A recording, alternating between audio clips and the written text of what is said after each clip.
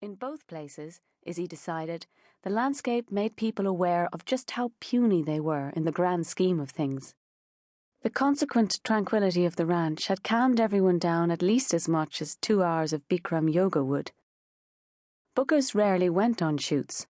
Their work was confined to the office, living on the phone, relying on email as they juggled their models' lives effortlessly.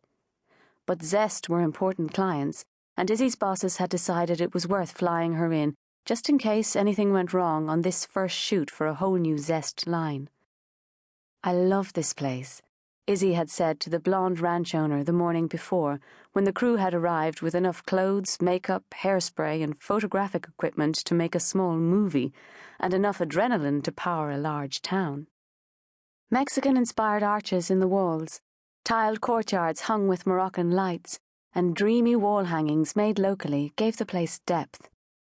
Local artists' handiwork hung cheek by jowl with pieces by international artists, and there were 2 walls dedicated to haunting photographs of Anasazi ruins.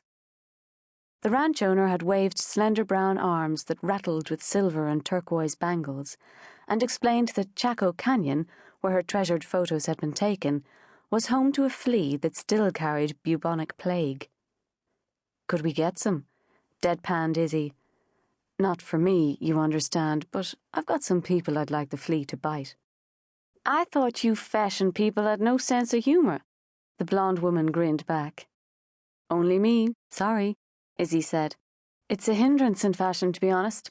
Some of these people cry at night over hemline lengths, and if you're not a true fashion believer, then they try to kill you with their Manola spike heels, or else batter you to death with their copy of Vogue, New Collections edition. Personally, I think a sense of humour helps."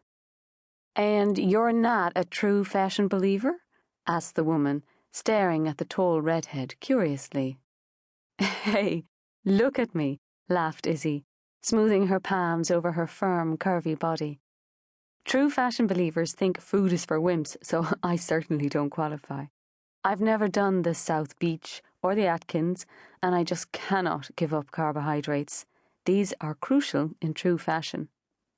In an alternate universe, Izzie Silver could have been a model. Everyone told her so when she was a kid growing up in Tamarin. She had the look. Huge eyes, coloured a sort of dusty heliotrope blue, with glossy thick lashes like starfishes around them, and a big generous mouth that made her cheekbones rise into gleaming apples when she smiled.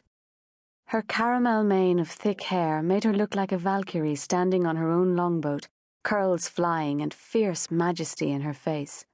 And she was tall, with long, graceful legs perfect for ballet, until she grew so much that she towered over all the other little ballerinas. There was only one issue, her size. When she was 12, she stood 5'6" in her socks and weighed 110 pounds. Now, aged 39, she wore a US size 10.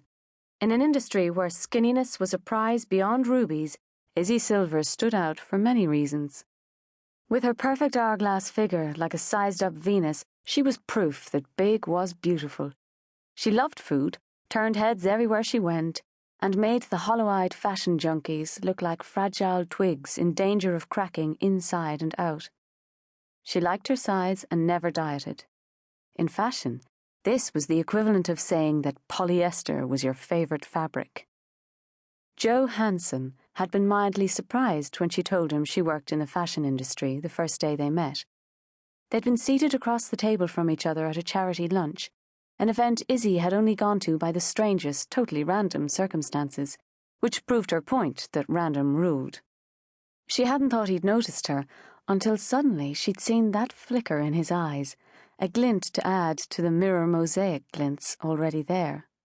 "Hello, you," she'd thought wistfully. It had been so long since she'd found a man attractive that she almost wasn't sure what that strange quiver in her belly was. But if it was attraction, she tried to suppress it. She had no time for men anymore. They mess things up, mess people's heads up, and cause nothing but trouble. Work. Nice solid work where you toiled away and achieved something real that nobody could take away from you, and having good friends. That was what life was about. But if she'd discounted him, he clearly hadn't discounted her. From his position across the table, Izzie could feel